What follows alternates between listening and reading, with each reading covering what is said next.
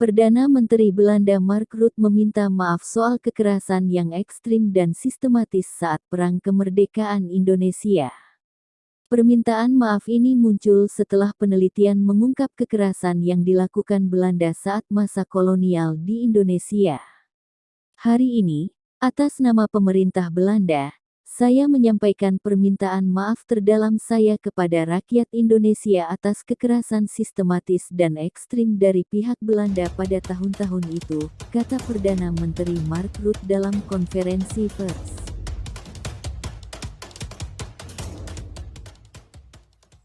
Rutte mengatakan dia juga menyesal pemerintah Belanda sebelumnya menutup mata terhadap masalah ini.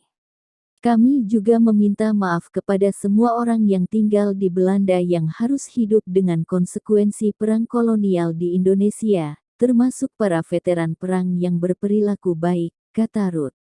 Dalam studi yang dilakukan selama 4 tahun oleh peneliti Belanda dan Indonesia, diketahui tentara Belanda membakar desa-desa, melakukan penahanan massal, penyiksaan, dan mengeksekusi masyarakat pada tahun 1945 sampai tahun 1949. Kekerasan ekstrim ini dilakukan dengan dukungan diam-diam dari pemerintah. Dalam studi ini peneliti menyebut bahwa pihak Belanda mulai dari politikus, pejabat, pegawai negeri, hakim, dan sebagainya mengetahui tentang kekerasan ekstrim dan sistematis itu. Ada kemauan kolektif untuk membenarkan dan menyembunyikannya, dan membiarkannya tanpa hukuman. Semua ini terjadi dengan tujuan yang lebih tinggi, memenangkan perang, kata peneliti. Peneliti mengungkap kejahatan itu meliputi penahanan massal, penyiksaan, pembakaran kampung, eksekusi, dan pembunuhan warga sipil.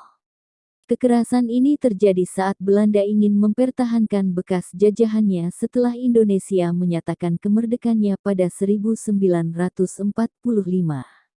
Belanda lalu mundur pada 1949.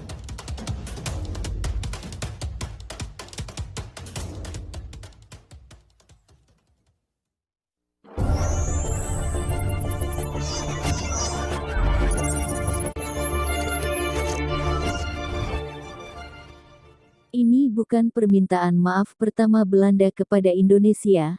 Raja Belanda Willem Alexander sebelumnya telah secara resmi meminta maaf saat berkunjung ke Indonesia pada 2020 atas kekerasan berlebihan selama penjajahan. Tapi, permintaan maaf PM Rutte kali ini adalah pengakuan pertama Belanda bahwa ada kekerasan brutal yang disengaja secara efektif selama perang.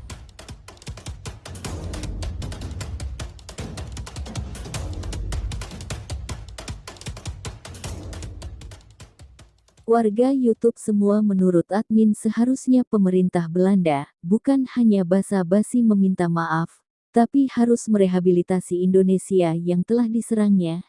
Coba pikirkan berapa juta nyawa yang harus mati di tangan serdadu Belanda, berapa juta perempuan yang diperkosa, berapa banyak kekayaan yang dirampok dan dibawa ke Belanda, berapa waktu Indonesia kehilangan masa depan dan akhirnya menjadi negara tertinggal. Begitu banyak korban dan menyisakan jutaan orang frustasi, harusnya Belanda ikut membantu Indonesia membangun negara Indonesia, bukan hanya mengembalikan keris Diponegoro dan minta maaf.